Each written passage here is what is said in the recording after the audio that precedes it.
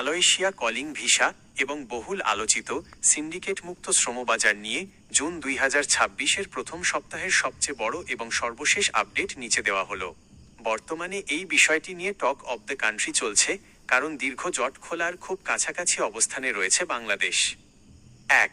প্রধানমন্ত্রীর মালয়েশিয়া সফর ও শ্রমবাজার খোলার ঘোষণা।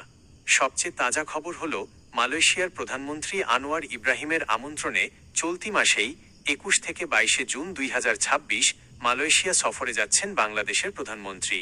সরকারের উচ্চ পর্যায় এবং কূটনৈতিক সূত্রগুলো থেকে জানা গেছে, প্রধানমন্ত্রীর এই সফরেই আনুষ্ঠানিকভাবে বাংলাদেশি কর্মীদের জন্য মালয়েশিয়ার বন্ধ শ্রমবাজার পুনরায় চালুর ঘোষণা আসতে পারে। 2. 10-15 দিন বা 1 মাসের মধ্যে চূড়ান্ত স্পষ্টতা। প্রবাসী কল্যাণ ও বৈদেশিক কর্মসংস্থান মন্ত্রী আরিফুল হক চৌধুরী সম্প্রতি মন্ত্রণালয়ে এক প্রেস ব্রিফিংয়ে অত্যন্ত ইতিবাচক ইঙ্গিত দিয়েছেন। তিনি জানিয়েছেন, মালয়েশিয়ার শ্রমবাজার দ্রুতই খুলে যাবে। আগামী 10-15 দিন বা সর্বোচ্চ 1 মাসের মধ্যেই পুরো বিষয়টি একদম পরিষ্কার হয়ে যাবে এবং সংশ্লিষ্ট কাজগুলো দ্রুত এগিয়ে নেওয়া হচ্ছে। 3. থাকবে না কোনো সিন্ডিকেট সরকারের কড়া অবস্থান। বিগত 2024 সালের 31 মে মালয়েশিয়ার বাজার বন্ধ হওয়ার অন্যতম প্রধান কারণ ছিল সিন্ডিকেট ও অতিরিক্ত অভিবাসন ব্যয়।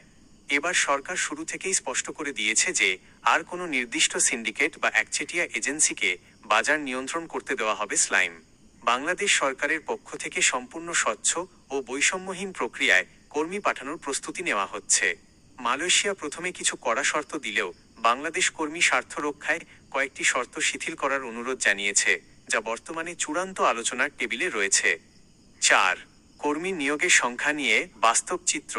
বিভিন্ন সোশ্যাল মিডিয়া বা ইউটিউবে লাখ লাখ কর্মী নেওয়ার যে তথ্য ছড়ানো হচ্ছে, সে বিষয়ে বিভ্রান্ত না হওয়ার পরামর্শ দিয়েছেন বিশেষজ্ঞরা। বাজার চালু হলে প্রথম ধাপে একটি নিয়ন্ত্রিত ও চাহিদা সম্পন্ন সংখ্যার আনুমানিক 30 থেকে 40 হাজার দক্ষ ও আধা দক্ষ কর্মী পাঠানো হতে পারে, যা পরবর্তীতে চাহিদার ওপর ভিত্তি করে বাড়বে।